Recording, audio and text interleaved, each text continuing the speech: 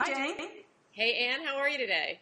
I'm pretty good. I guess I should say that I'm Ann Althouse. People know me, and I think people know you, too. You're Jane Hamsher. I'm Jane Hamsher. I blog at firedoglake.com. And today I'm in Minneapolis, St. Paul, for the Republican That's very Convention. exciting. Now, I'm just over here. I'm not that far away from you. I'm in Madison, Wisconsin, where I usually am. But you went all the way to, are you usually in Los Angeles? No, I'm actually in Washington, D.C. right now. But I came here from Denver. I came straight from the Democratic Convention. I've been away from home for almost 2 weeks now, and I'm ready to go home. Now, I would think that it is a disadvantage to actually be there as a blogger, that it would be that it's easier to just turn on C-SPAN and watch it without all the craziness around you. What is the benefit of actually going there as a blogger? Since it's basically a TV event, why not just park yourself in front of the TV and not leave home and just blog what you see on TV? Well, there is value to that. That's the communication. It's that they're trying to reach the TV viewer. So why aren't you getting a more accurate read on it by sitting in front of the TV? I think there's value in doing both, and for my blog, we have had both. We've had plenty of people watching television, and I watched Sarah Palin last night on television. I was kind of tired. I didn't feel like going down there. But it was interesting to walk around the floor of the convention center yesterday and kind of pick up the vibe. Walk through Radio Row, see Ralph Reed promoting his Christian novel, and see who's there and how they feel about it. It's a very, very different vibe than the Democratic convention was. Yeah. Oh, explain that. So exactly how is the vibe different? That's a good subject. Well, the Democratic convention, there were a couple of things different. One, they put you on these forced marches after the Pepsi Center. I mean, security at the Pepsi Center meant having a perimeter that was about a mile. And that sounds like an exaggeration, but I kind of don't think that it was. It was really tough to get to. And all of these senior citizens, these delegates who, had dressed up, I think something like 17% of all the delegates to the Democratic convention were over age 65, and there was no way to get them out there other than forcing them to walk on the pavement in the heat and the altitude. So everybody was kind of exhausted by the time they got there. And you probably saw the videos of the security that they had, the metal detectors that they had to get everything through with the huge lines. It was like so the vibe didn't have anything to do. The difference in the vibe didn't have to do with the difference between Republicans and Democrats. It was just the logistics of the setup. Well, it sort of gave the feeling of being at a rock concert, right? And you got into the hall, and it was really big, and people were really excited. I mean, they felt like they were seeing celebrities. I mean, it was packed. Like, you couldn't even get into the seats. In the hallways, they gave away more tickets than they had. And so at a certain point, like, the ushers would stand in front of the doors, and they wouldn't let anybody in. So you had these huge clusters of people in the hallway at the arena watching what was going on inside on television. Like, everybody wanted to be there. It had that real be there vibe. And at the Republican convention, you could fire a cannon down some of the aisles. Until Sarah Palin spoke. Is it a difference in the size of the place, or are the Republicans just not as excited about the whole thing? The Republican convention is, and I don't know exact numbers, but it seems to be about half the size of the Pepsi Center. Now, somebody's going to go and fact check me and say, no, in fact, it's bigger. But all I can tell you is when you're there, it feels much, much smaller. And there are a lot fewer people. They just they weren't that excited. It just didn't have the same feel. So there's this arena size of the crowd issue, but do the people seem distinctly different, Republicans and Democrats? Well, when you see them all the interesting thing was yesterday when I was there coming off of Joe Lieberman and Fred Thompsson, it was dead. There was nobody. It just didn't seem like anybody really cared. They thought, they had the sense of, where the energy is just not with us today. And I'll be curious to go over today and see what it's like, because watching it on television last night, which I'm sure you did too, it seemed like she really brought that energy to the crowd. So were you there? You were there last night too, weren't you? I wasn't there last night. I actually watched it on television last night. Night 2 was rather dull. I mean, I think Fred Thompson seems to be sort of sleepwalking through it, and of course Joe Lieberman always has this sort of drowsy quality. The droopy dog quality, yeah. And also their message wasn't very compelling. I mean, they talked about how great John McCain is, and they told the war stories, and it just it wasn't anything that people hadn't heard before. She came on last night, and she really got him going. I mean, she for one thing had tremendous presence that the others didn't have, but two, she really she really said what they wanted to hear. Well, Giuliani is also really good. I mean, I thought he was very good in '04, so he was also on last night. I mean, they just had more vivid speakers last night. They did, and I actually thought it was a waste that they put Rudy on last night. I thought that they should have had him on the night before because, as you say, Fred Thompson and Joe Lieberman sort of sleepwalked through, and Rudy can throw red meat out to the base. But don't you think it was a little bit exciting on night two that Joe Lieberman said he was going to vote against his party, or is that old news as far as you're concerned?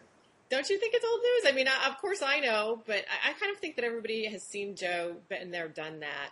You're over Joe, I take it. Everyone's over Joe. I mean, the Democrats kicked him out of the party, and then the Republicans rejected him from the vice presidency. There was an active movement afoot within the Republican Party to keep him from getting the nomination. So, he kind of had that vibe. Don't you feel like the prom queen who gets passed over? Well, I don't think he was that good when he was the VP nominee with Gore. I thought, for example, in the vice presidential debate, I thought Cheney, who didn't even seem to be particularly even trying, seemed better than Joe at the debate. So back in '04. You thought that Joe wasn't even trying in the debate. No, he let Cheney off the hook. Totally. He's much harder on Barack Obama than he ever was on Dick Cheney.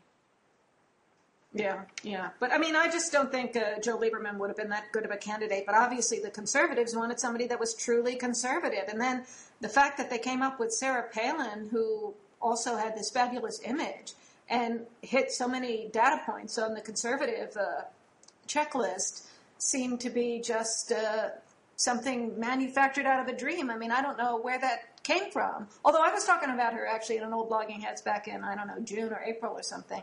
But it seems kind of amazing that the Republicans came up with someone who has the sort of star quality and diversity quality that Obama has. Well, what do you think about her week from People magazine coming up to the convention? Because I don't think they planned it that way, but I think it was very interesting groundwork for her to take the stage with. Wait, I missed that. I'm having a little bit of trouble with the connection. Did you talk about People magazine?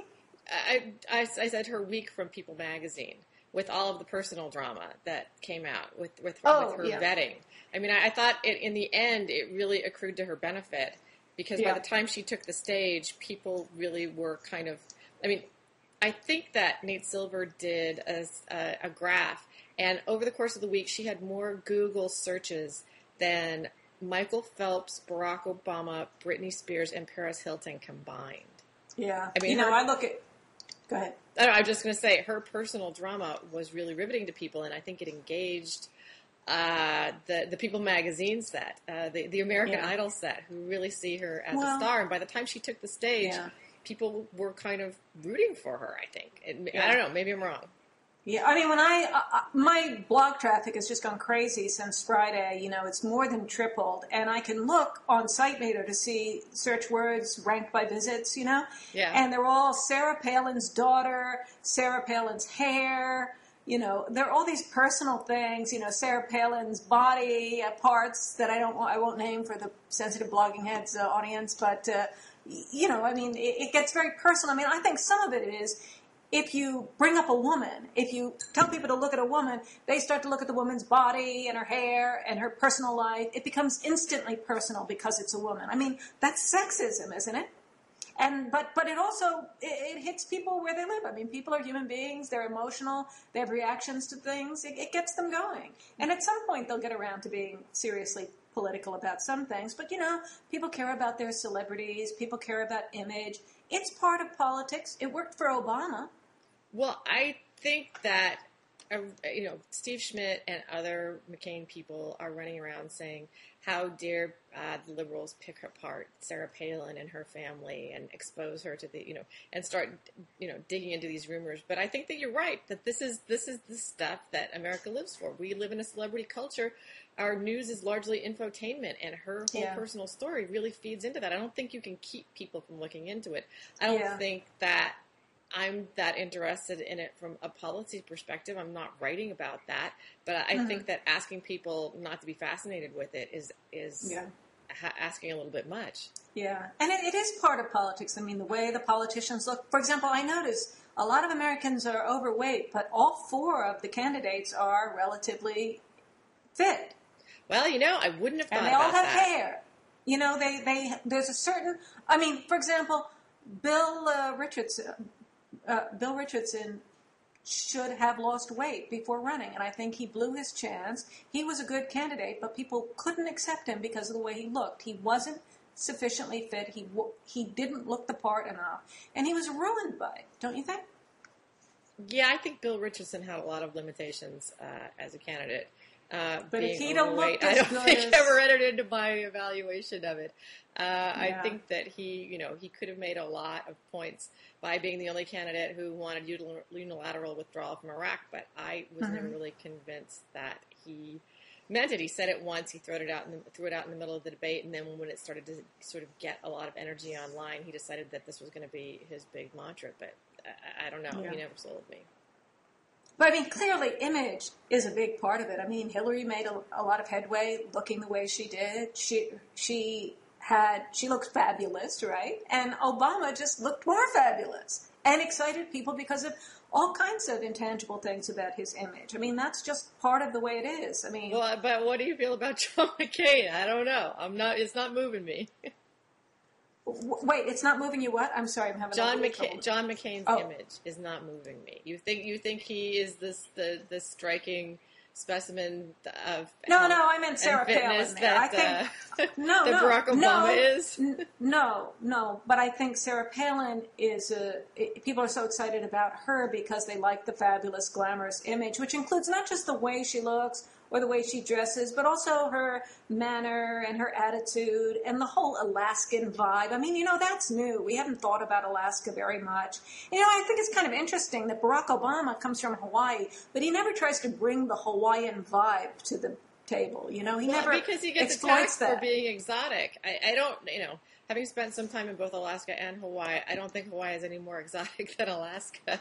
No. But he gets attacked for it. She gets celebrated for it. I think it's nice to be from a specific place that brings some kind of American culture, and people get excited about that. Like Jimmy Carter was from Georgia or Bill Clinton was from Arkansas. People like some depth of origins. And Obama seems to have severed his origin ties, so that he doesn't channel either Kansas or Hawaii. He replanted himself in Chicago, although I think there is something very American about moving to the place that really represents you and then becoming of that place and losing your old ties, sort of like go west, young man, or go to Chicago, young man. But I think it's people are excited in part by Palin's image because she does channel this whole Alaskan thing that has all of these exciting attributes that people haven't thought about, but it also includes the guns and the hunting, and it also includes, Anwar and the drilling for oil. So a lot of things are sort of wrapped up in Palin and being Alaskan that I think are a little bit substantive, but excite people. So what do you think her chances are of appealing to Hillary Clinton's disaffected voters who don't want to vote for Barack Obama? Because that was obviously one of the things that the McCain team was hoping for in choosing her as a running mate. Well, I mean, one of my sons was a huge Hillary supporter and, caucused for her in Texas and so on, and and he has switched and says he's going to vote for McCain, and he's very excited about Sarah Palin. Even though he doesn't have the social conservative values that she seems to represent. So, I mean, I don't know if he's the typical Hillary voter. I think, obviously, a lot of people who are for Hillary have the traditional set of women's rights issues, like abortion rights, and that's totally out of line with what Sarah Palin stands for.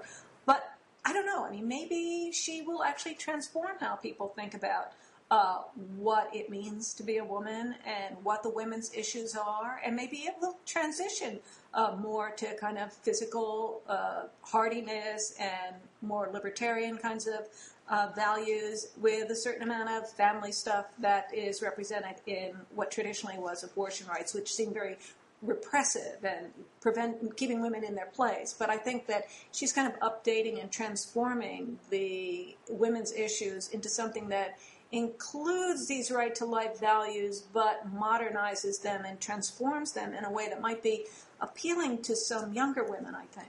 Well, I think that what happens is that women, as we noticed, she didn't mention choice rights, a woman's right to choose last night when she spoke. And I think that was quite deliberate because when women become aware that that she is very against a woman's right to choose, her approval ratings go down. So do I you don't think know. she was being deceptive on that point? Pardon? So you don't think she... I'm sorry, I interrupted you. Go. I was just saying, did you think she was being deceptive?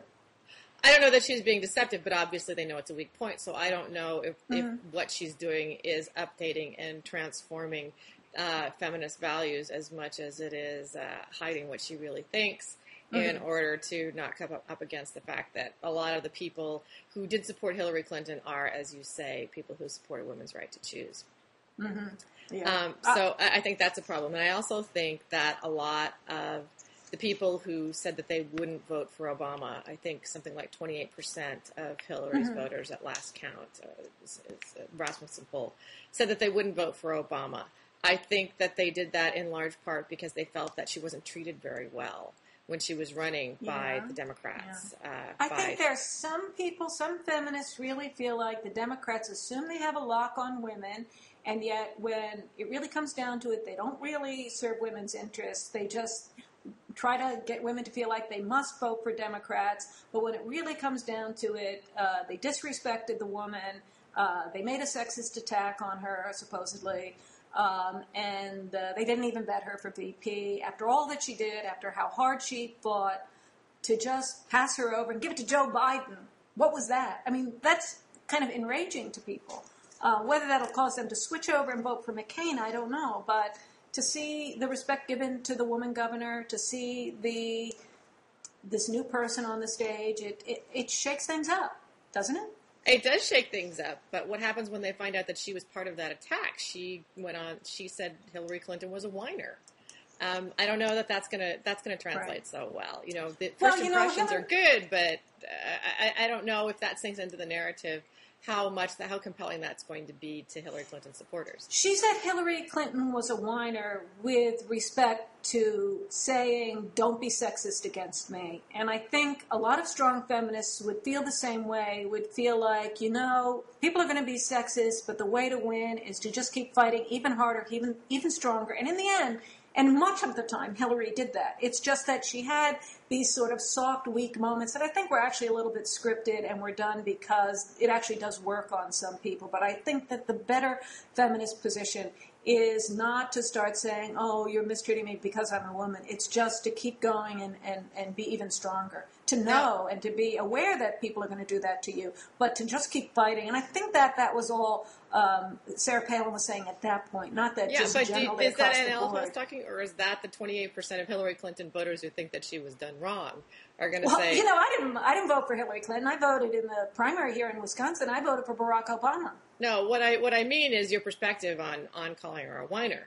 Are 28% of the people who say that, of her supporters who say they're not going to vote for Barack Obama, going to be sympathetic to someone who called her a whiner? I mean, clearly they feel like she was done wrong at some point and had a right to be upset. That's why they're digging their heels in and refusing to vote for him.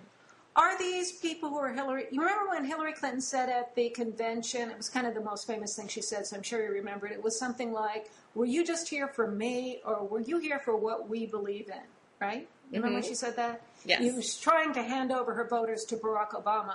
But I think if you take that same idea, it's that it's not just Hillary Clinton. It's something that she represents, which is the success of a woman. And so if that's the main thing that people were bonding with her over, which is that she's a strong woman, she's a successful woman, we could have a woman president, then I think that can transition over to Sarah Palin, because she really is coming across with a very strong image that isn't the traditional social conservative woman that we've come to know over the years. Well, did you see the video, the Harriet Christian video of the woman at the Rules and Bylaws Committee meeting who was very angry at what happened? I actually took that video. And oh, really? Oh, yep, clever. that was me. I was out there with my little flip cam. I chased her into the hall and took it, and I think it now has like 1.5 million page views on Congratulations. on YouTube well, or something.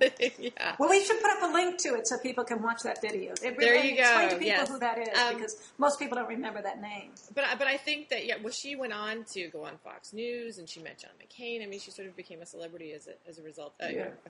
12 and a half minutes of celebrity based on that. But I think that you're right. When she was, the depth of her passion was very much attuned not to specific issues or to positions that Hillary Clinton had. I mean, maybe, Mm-hmm. but she seemed to very much identify with the struggles that Hillary Clinton had been through. And I think Mm-hmm. that's where a lot of the passion of her support came from, where women looking at what she went through and sort of saw her standing up defiantly in spite of it all and saying, I'm going to be here and I'm going to run and I don't care who tells me that I can't. And I think that getting back to Sarah Palin's bad week from People magazine, I think that when she stood up defiantly on that stage and said, I'm going to be here no matter what kind of mud they want to sling at me, she got a lot of that sympathy transfer too. Mm-hmm. And the mud slung at her, I mean, the sexism slung at her was so far beyond anything that was done to Hillary. It was just so extreme. The effort to push her down after she was announced, to destroy her and her family and destroy her through her family was so extreme that people really reacted to that. Did you see the Rasmussen poll that just came out today? No. 51% say reporters are trying to hurt Palin. Well, you know, Hillary Clinton's been going through this for 16 years. The sexist mud slung at her throughout the mainstream media and beyond. Yeah, but I was always a... Pardon? I was going to say, I was always a little unsympathetic to her because of that, because when her husband was, you know, she defended her husband at the expense of women, and she attacked women. So I see her as someone who, with a man, tried to rise to power, tried to reclaim power, you know, when her husband couldn't run again. And yet she worked on destroying women and sold out the sexual harassment issue for the sake of her own husband's power. So I don't see her as really channeling those values very well. What do you mean by destroying women? The women that accused her husband of doing various things, she was in the forefront in trying to ruin their credibility. And she did not care about the issue of sexual harassment in the workplace when her own husband was attacked, which of course I understand. I think that's, I think that my personal sense of the situation is that there are two things going on here. One is policy and one is personal. And a lot of these things are chalked up to her being in a very personally difficult situation in that time. You know, she decided she wanted to save her marriage, and I was never sympathetic with people who said she needed to throw him over. That's their marriage. That's their personal decision. In the very much the same way as I think that Sarah Palin's decisions are her personal decisions and don't need to be dissected by people. I think she is, to agree with you, under a lot of sexist attack. And the words I never want to hear anymore are, what kind of a mother would? Yeah. And the idea that she should stay home with her child. What makes liberals think that they can throw these attacks at a woman Wait a minute. conservative? What do you mean liberals? What do you mean liberals are saying this? Name one. Liberals want to attack Sarah Palin. The conservatives don't. So obviously they want to attack her, but they're using attacks that are obviously illegitimate attacks that they think somehow don't count against them because they're using it against a conservative. Name one. Name one liberal who's making these... That by having a special needs child, she undertook a responsibility. Name one liberal who is launching these attacks. Wait, you cut out there. Name a liberal who is launching these attacks. I don't have it on my list, but I basically... Because there are none. There are people in comment sections. Liberals are not launching these attacks against her. No, They're just I know, and I know that Obama's statement was good. He said that the family was off limits, and Biden said the same thing. So I think that the highest level people aren't doing it. There's just a lot of crap out there. I mean, there's so many people speaking, and they're low-level people, and anyone can speak. So there's just a lot of junk that gets lobbed around. It is not laid at the feet of liberals. The people who are doing this are the people who gossip about Britney Spears and Lindsay Lohan, and they're largely apolitical. The gossip that's out there... was on Daily Kos. Yeah, you're talking about 14 million people were on Daily Kos last week. It's a watering hole. Marcos Moulitsas is not saying this.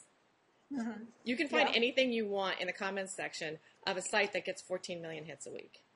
Yeah. Well, there's also the idea that the press picked it up, and that, as I said, there's a Rasmussen poll that has 51% of the people agreeing with the statement that reporters are trying to hurt Palin, and it's certainly got a lot of play in the press, in the mainstream media.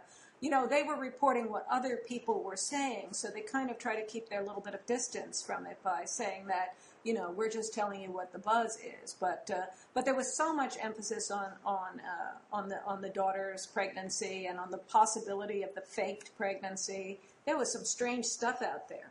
Well, I'm personally interested in the fact that Rush Limbaugh is just beside himself oogling her. He just thinks she's great and hasn't said word one about the daughter's pregnancy. But when it was Jamie Lynn Spears who got pregnant, he was nonstop talking about how bad her parents were, how irresponsible they were, how awful this was. So there's some people who are really having to switch gears here with their message on this situation. I'm kind of thrilled. I think it's great. I think it's wonderful that suddenly the people who were saying that, young girls are sluts for getting pregnant and as teenagers now think that, are all for reproductive rights and privacy. I think that's a wonderful game changer for America, but there is a certain amount of inconsistency. Well, I think that there's a very interesting theme here about class, and I want to connect it to the way Obama has talked about how affirmative action could be reframed according to class rather than race. Mm-hmm. And I think that the election is kind of right now getting reframed not so much about race or gender, but about class because of the way, Obama's opponents have made him seem as if they talk about him as an elitist. They emphasize his Harvard background and things about the way he speaks, in this sort of professorial way. And then meanwhile, Sarah Palin is being portrayed as trailer trash and having these Jerry Springer values and so forth. Jokes like that are being made. And I think that they're just, if you look at what's going to play better in the election, it seems to me there are a lot more people in this country who are going to bond with the Sarah Palin side of that you're saying she's low class. You're portraying her really as a working class kind of person, and there's some kind of elitist snobbery about the way she and her family are being talked about. Well, and, I think that's going to hurt Obama. I think that it says more about the chattering class, the opinion makers who are making these kinds of judgments than it does about Sarah Palin or about Barack Obama. Barack Obama was the child of a single mother. He was of mixed race, and he grew up poor in Hawaii. There's just no way you can call him an elitist because he lived the American dream and rose to become editor of the Harvard Law Review based on the fact that he was really smart. Calling that elitist, it really takes a stretch. I'm not saying that he actually is. No, I'm saying that. But if that's the narrative that's going on, it says more about the people who are writing the narrative than it does about Barack Obama. Yeah, but I think there's something about the way he presents himself, which is maybe he worked himself up from poverty so well that he seems like a high-class person. But the point is, how do voters see that? How do voters respond to that? Obviously, Republicans already have an awful lot of people who are rich and elitist because of their wealth. They're for Republicans. Like John McCain Democrats and his wife with the $300,000 outfit. Yeah, and then Democrats are trying to appeal to more working class people who have a harder time economically. But if those people look at Sarah Palin and look at Barack Obama and think about who are they going to identify with, if Sarah Palin is the one who people are trying to crush by portraying her as trailer trash, that can backfire. I'm just saying that people can feel like she's like us, and those people look down on me. And those people maybe naturally ought to have an affinity with the Democratic Party, but they may flip over. They're like the Reagan Democrats. They're like the Reagan Democrats. I think that you're absolutely right. There is tremendous danger in having her portrayed as low class, and I think that anybody does that. Any Democrat would do that as their own peril, but I haven't heard them doing that. I think that's a narrative that's coming up from, again, the People magazine circuit. Mm-hmm.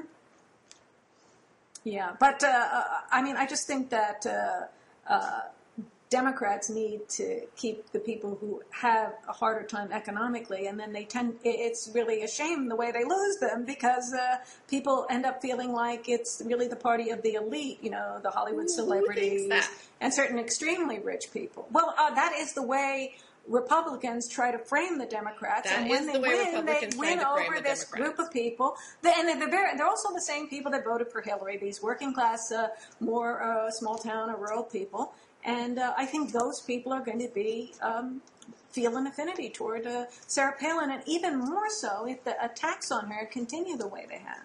Well, I think that Barack Obama is not running against Sarah Palin. He's running against John McCain.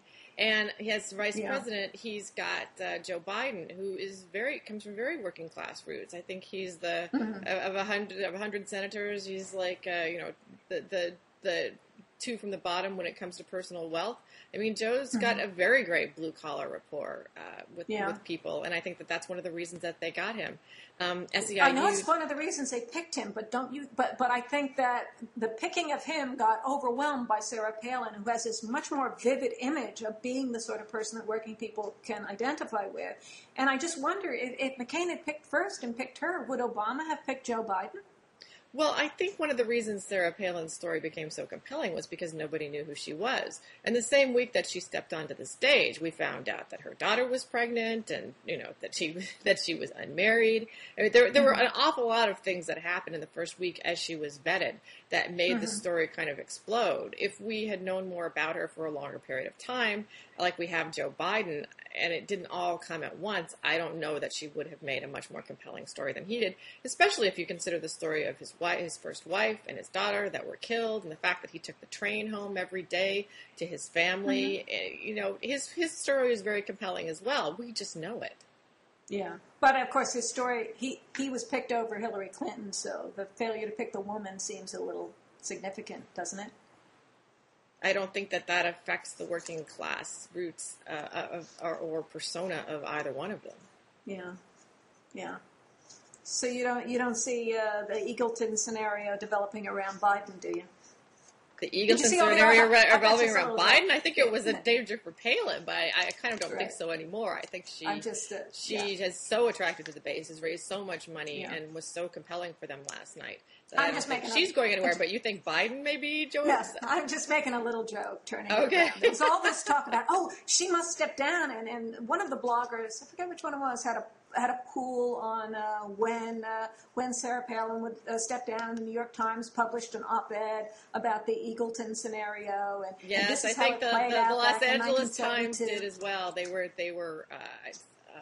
saying she's going to have to step down, but that $10 million that she liberated from the pockets of the fundamentalists argued strongly that was never going to happen, even before she spoke. Yeah, but it's how I'm really. It's odd to me that so many people got, they were trying to destroy her. They're trying to make it seem like she was just a completely absurd choice and that there was no vetting and that this was just some kind of crazy disaster and a heartbeat away. And I don't think she was appropriately vetted. I don't think people knew, I don't think the McCain campaign knew a lot about her. I know that a lot of the Oppo research shops didn't. They've been, one of the interesting things to happen was the distributive research project that went out across the internet into all her records and backgrounds, unearthing all kinds of things that I don't think were previously known about her. And in large part, the people whose job it is to do these things kind of sat back and watched and collected information. But no, and the places they went to, the sources they went to in Alaska said, no, nobody's come here, nobody's asked these questions before. So I think that I think that the vetting was at best incomplete. Is she going to be able to overcome it? We'll see. Well, it seems to me whatever little things there may be that they didn't know, and I think they did know all of these things, he still made the right choice. And what we've seen over the past week shows he made the right choice. But I think that ongoing, she's got some personal scandals that tie her very much to the things of the Bush administration that people don't want to see anymore. She's got, abuse of power issues. She's trying to, quash the investigation into Troopergate right now. Troopergate is such small potatoes. No one is going to pay attention. She has a record of fighting corruption. I think she seems strong on that issue, not like someone who's going to abuse power. Even accepting at face value the assertion that Bush abused power. What I'm more concerned about with abuse of power is this thing that came out today with Biden saying that they might pursue criminal prosecution of not just people in the Bush administration, but Bush himself. To me, that's just disastrous. Shouldn't there be some accountability for people who commit crimes, who use their office to commit crimes? If he didn't commit a crime, then he shouldn't be afraid. So do you think that Obama, if he's elected president, ought to pursue the possibility of bringing criminal prosecutions against Bush and Cheney and some of those others. That would be a good use of the presidency for Barack Obama. Not only do I think it's a good idea, I think if it doesn't, people like me are going to be standing there with torches and pitchforks. Because if we don't root it out this time, it will only happen again. That's what happens every time.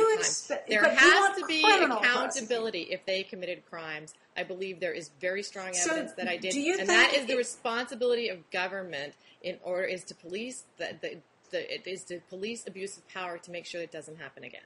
Yes. Well, so you think criminal prosecution is the only proper approach? That as if opposed it's a to crime, what? Wagging your finger and telling them to go sit in a corner? Yes. No, if as opposed to moving on and doing something. Americans, if they circumvented the law, if they deceived the nation into going into war, costing trillions of dollars and thousands of lives, yes.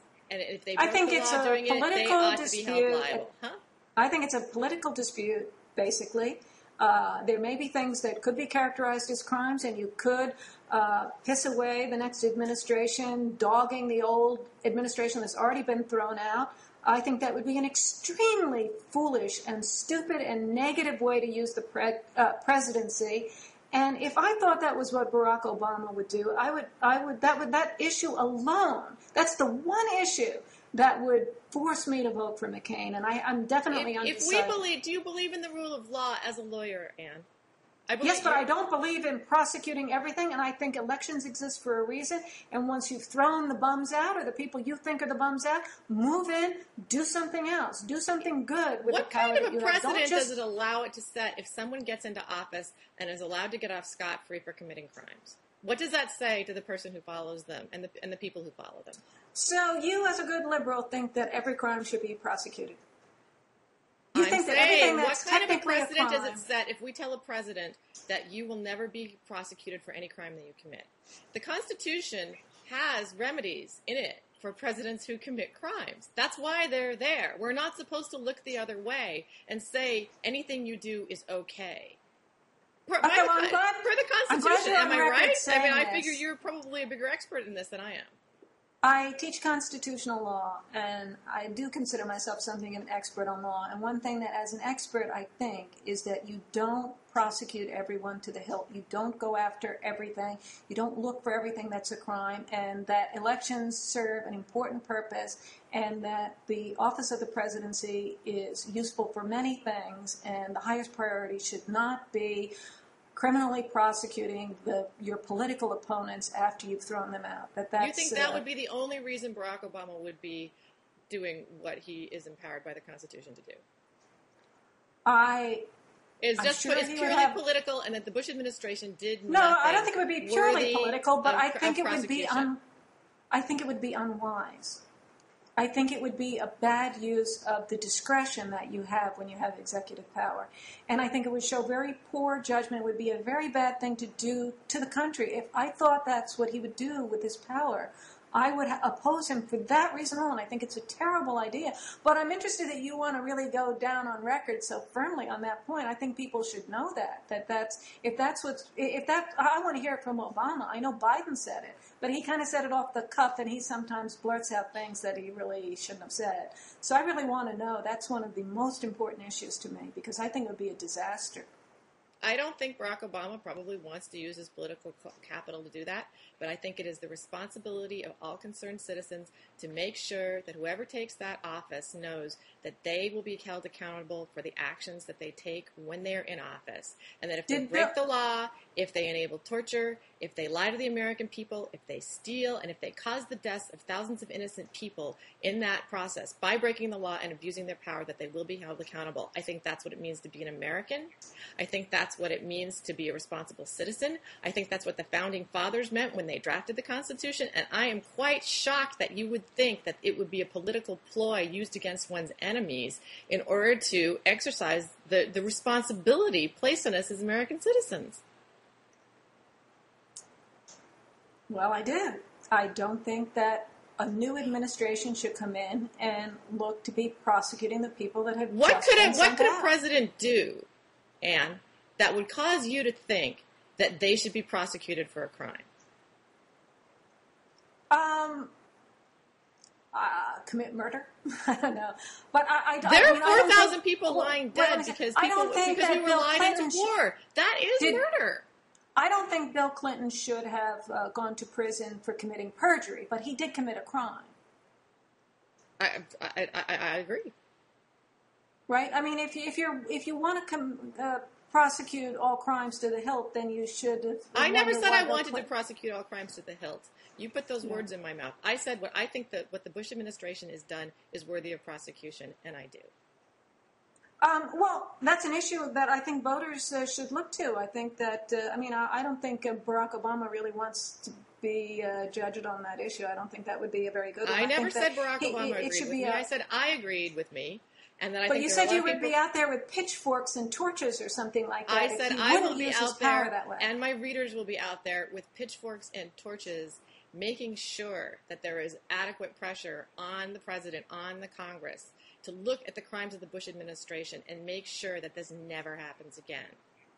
Well, I don't know what all the this is in your view. I mean, President Bush was elected twice. He made executive judgments on a lot of things that I know you disagree with, such as whether to go to war, how to conduct the war, and so forth. He lied. But those are the kinds of decisions that... He distorted information, and he lied to the public. If it is found out to be true that he did lie to the public and dragged us into a war based on false pretenses, don't you think that needs to be looked at? Don't you think it's the responsibility of American citizens to root out the truth of the situation? Don't shift from saying put him in prison to just saying looked at. I do think things should be looked at. But I think if you think that a politician who lies, you say, or who shapes the truth, if you think all of those people belong in prison, we'll have to build a big federal penitentiary and put them all in there. You're putting words in my mouth. I did not say any politician who lies deserves to be put in prison. I said George Bush, if it turns out that he lied the American public into war that resulted in the deaths of thousands of people, deserves to be criminally prosecuted. That specifically is what I think. You think if there's a crime misstating the basis for going to war, you think that's a crime? Misstating the basis for going to war? I'm saying we need to look and see if he lied and distorted the facts and lied us into war. You nor I can say that I think that needs to be investigated. And if it turns out to be true, then yes, I do. I think it's fine to look into that. And I think we've been looking into that for years, but I just don't see portraying that as a crime that he should be prosecuted for. That's absurd. It's a political dispute. Politicians do lie. If you lie a country into war and there are 4,000 American soldiers lying dead because you lied, that is a criminal act. No, it's not. We're not going to. Let's move on to another topic. I think we've nailed that one down. But it's not a crime to make a judgment about a war, even to misportray some facts. To claim there are weapons of mass destruction in order to convince the country to go to war when you know that there are none is not a crime? It's not a crime, no. It may be a bad decision. It's a political problem.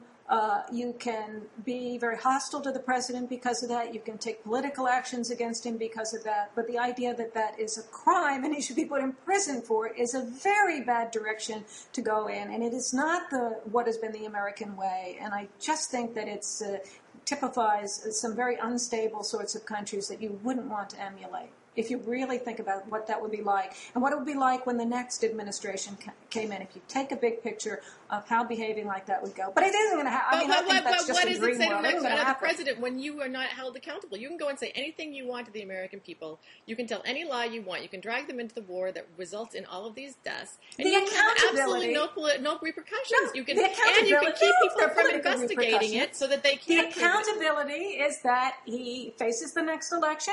He could be impeached. Why didn't the Democrats impeach him? I mean, there are political checks on the presidency. That this was a very bad idea. What are you talking about? There are political checks on the presidency. You use those things. The idea of waiting until he's out of office, getting the executive power, and using that executive power to criminally prosecute him, that's not the way to do it. That's a terrible idea. Well, number one, yeah, I supported impeaching him, and I'm very disappointed in my party that they did not impeach him. And they didn't have the political will to do much of anything with not. that, or to Any cut more off than the I think funding Barack of the Obama is going to want to The do other anything thing to is criminally prosecute him once he gets in office. I'm saying that I think that they should have impeached him now. I think that they should prosecute him later. I think that he should be held accountable for what he did. And I think there are a lot of people who agree with me. And that's why Republicans are so unpopular right now, because they have enabled this president in his law-breaking for years. Not enough to have carried out the impeachment or to have cut off the funding to the war. I mean, the people, the majority of the people really do want the war to end in a victory and not to pull out and have a defeat. And, I mean... No, the majority of the people want us out of Iraq. That's what they want. And this whole notion of victory or winning and losing is not popular with the country right now. Nobody's saying, let's stay there and win. They want out. They know that this is going nowhere. That's what the public thinks.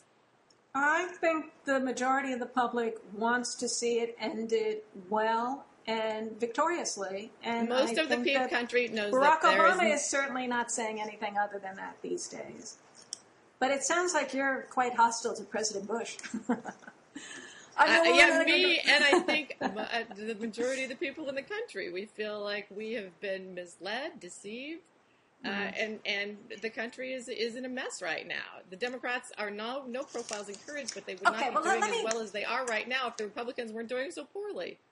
Let me just try to make this go in a sort of a productive direction. Do you think Obama is going to win? At this point, if you had to really predict it, I'd like to hear your sort of level of confidence that Obama is going to win and how you think this is going to play out. I think he stands a better than average chance of winning. I'd probably put the odds at 60-40 right now. A lot of it is going to depend on whether Sarah Palin can join with John McCain to draw a lot of independents into their fold. She's certainly solidified the base and energized that, which is something they needed to do with this convention. But there's a large chunk of the electorate that they have got to win over. I think the battleground states are going to be the battleground states. And I think that you're going to see Joe Biden out in Pennsylvania and Ohio slapping a lot of union people on the back. And I think you're going to see Sarah Palin, going around and trying to convince women that they should be voting for her and John McCain. And her husband's a union member. She was a union member. I think she'll play really well and get out huge crowds, huger crowds. I think her husband's union said, "Don't use us." Today, the leader of his particular union, but yes, I don't think that's going to work. That playing for the union vote may not work out so well. Did you see that her speech last night got almost as many viewers as Obama's speech last week? I did. She did very well. She's very charismatic. There's no question about it. Yeah. I think she'll be a big asset to the ticket. What about you? What do you think the odds are? I made a bet with somebody. I think McCain is going to win, but you do. I think it's pretty close. I think it depends. I really want to see how Obama does in a debate with McCain. I think when the two are side by side, and also Palin against Biden, I think the debates are going to matter a lot, and I want to see that. Did you watch the Saddleback Forum a few weeks ago? No, I didn't. Well, you can. Nowadays, you can't say I didn't see it because you can still go see it. But I think that Obama did really poorly at that, and that when you put McCain and Obama side by side, I'm afraid Obama isn't going to be as impressive as he was when he was doing the rallies where he was surrounded by people who loved him. I think that when he's challenged, he's not going to be as ready to deal with it as obviously McCain is, who loves these town hall meetings and things like that. Well, I think that it is definitely Obama's race to lose. I think that Obama against McCain does have the advantage because John McCain is used to being in these town halls where he kind of just says yes to everything. Yeah. I don't think his command of the facts is particularly good. I think that letting Sarah Palin upstage him is a really bad idea because as long as the focus is on McCain and his desire for, sort of international interventionist, war as a solution to everything is not going to play well with the American public. But I think that she could be a game changer, and it's important to keep the focus on the fact that he is the one that's running for president. Yeah, I'm trying to think if there's been any other time when the vice president has been able to upstage the president candidate as much as she seems like she's going to, and what that will seem like to people. It's odd. I can't think of any time in my lifetime anyway when that's happened. I can't think of one. I mean, normally the idea is you pick someone who kind of fits with you, and you have this idea of not doing any harm, which is, I think, what Obama did with Biden. He picked someone he felt comfortable with. I kind of think that he may see Biden as a father figure, that he was inspired by some things that Biden said long ago about how someone who brings rhetoric to the table, who doesn't have a lot of particularity about policy, but is able to inspire people, the way Reagan did or the way Kennedy did long ago, that's really what the Democrats need. There's some old quotes of Biden saying that right before he went down to defeat in '88, and I kind of see Obama as kind of the fulfillment of that idea that Biden had long ago, and that the two of them have an affinity. They do have a really good chemistry. When they stood together for the first time, when I saw them together for the first time, I thought, they really, I think that Obama did make the wise decision in choosing someone that he was very much at ease with, because I think that works well. Rather than making sort of a calculated decision of picking Strickland because he wanted to have help in Ohio or whatever. I think that worked for him. And I think that McCain and Palin seem to have a good chemistry, despite the fact that they barely know each other. They're sort of interesting together. So we'll see what happens. Hey, what do you think Hillary is going to do in all of this? You mentioned Rush Limbaugh. I was listening to Rush Limbaugh today, and he was speculating. He always thinks that Hillary is actually trying to sabotage Obama and wants Obama to lose for various reasons. And he was reanalyzing it today about whether the entry of Sarah Palin, the other woman, would change her strategy, and whether she would switch to not wanting to sabotage Obama. But that's Rush Limbaugh. I was just interested. Yeah, I give that about the same amount of credence as I do the people who say Sarah Palin's a bad mother for but my question is, what do you think Hillary Clinton... I think it's coming from the same source, which is the people who want to take the narrative down to the level of gossip. I just don't think that. So you don't have any opinion of what you think Hillary Clinton is really trying to achieve at this point? You think she's just a non-issue?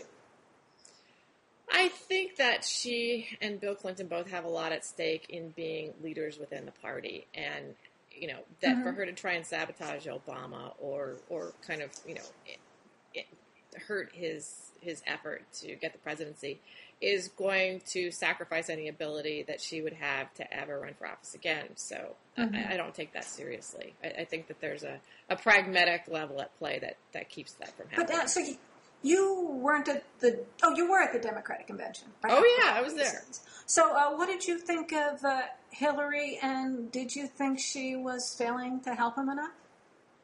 My impression was that when I heard both Hillary and Bill, that what they were being were party leaders. And, it wasn't so much loyalty to Obama as this is what you do when you're a party leader. You stand up, and they were very much stepping into that role when they took the stage. But Bill did it so much better. They were very compelling because that's very important to them. Bill did it so much better than she did. He was Bill's great. One of the best public speakers of our life. He's great. He's going to do it better than when anybody I saw him, ever I really does felt. it. I voted for him twice, and I really felt like, wow, if he could run again, he would win again. Don't you think? I mean, but I felt like she didn't even really have her heart in trying to help Obama at all.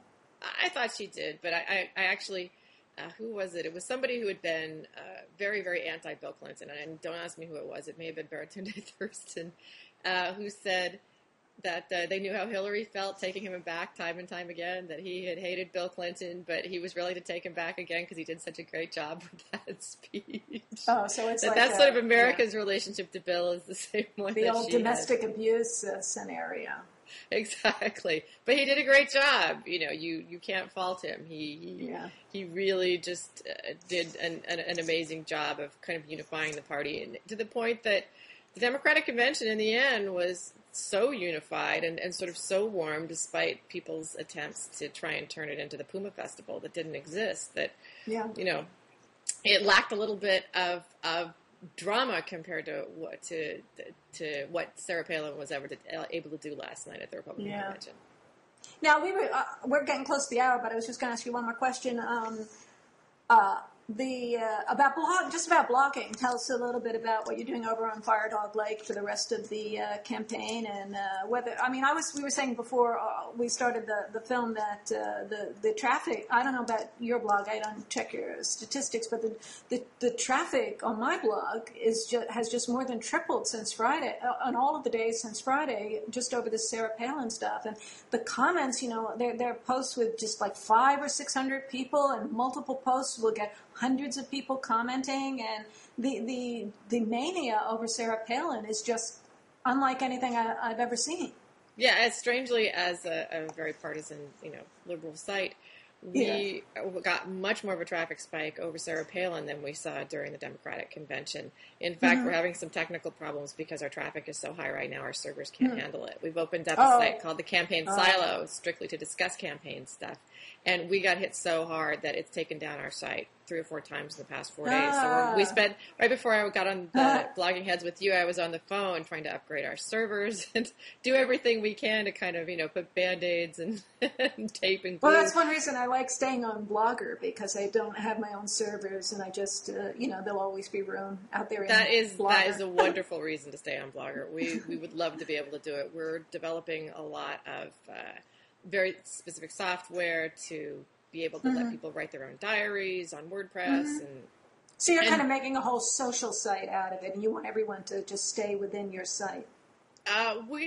We have a lot of sites associated with us, and we just want a place for anybody to be able to blog if they want to. But it's a challenge, and it's especially a challenge right now because traffic is so high. I mean, it's a problem it's a quality problem, as they say. But yeah, people are just swarming to the blogs, which is great. Great for us. And what is on my blog, people just love Sarah Palin and they hate all the attacks on her. And then there are also some outsider, not the usual commenters, but some new commenters. Many of them are on the other side. And then for some reason, even though I'm not that conservative, and I'm not for either candidate, and I have taken about cruel neutrality, I still get, for some reason, more right-wing kind of commenters. So the comments section is kind of dominated by conservatives. And then when liberals come in and start making a discussion, just all hell has broken loose with them arguing back and forth. So I was, and then it's the regulars sort of think that the new people don't belong there and they want them to leave. But I want more comments, so I'm happy to have them going back and forth as long as they don't make threats of violence or I agree. I like it. I like to stir it up in my comment section too. We tend to have more people who kind of toe the liberal line because that tends to be. So do you have just like a big liberal echo chamber in the comments? I apologize, I didn't go over and read a whole lot of your comments, but I mean, with all of this new influx of traffic over Sarah Palin, what is the kind of discussion you're getting in the comments? We get some people supporting her. We get a lot of people bringing up stuff that I argue against, the personal stuff, because that's what people like to talk about. I'm not crazy.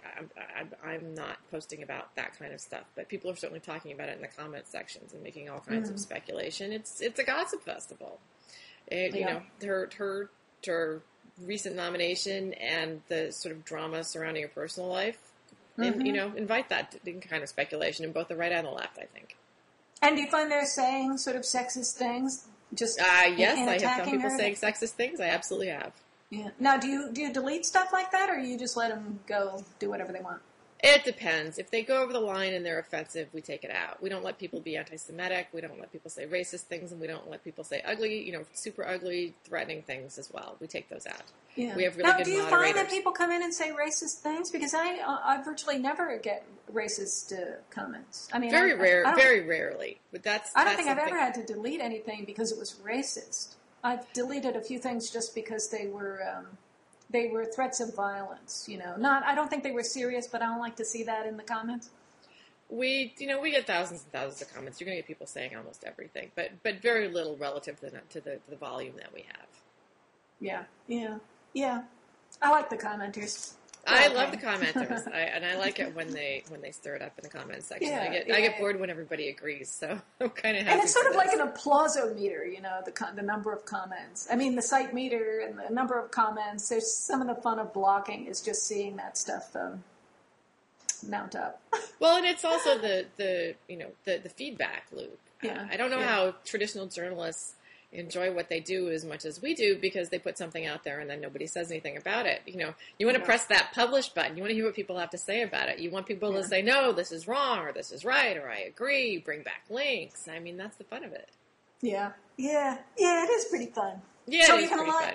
Are you going to live blog tonight?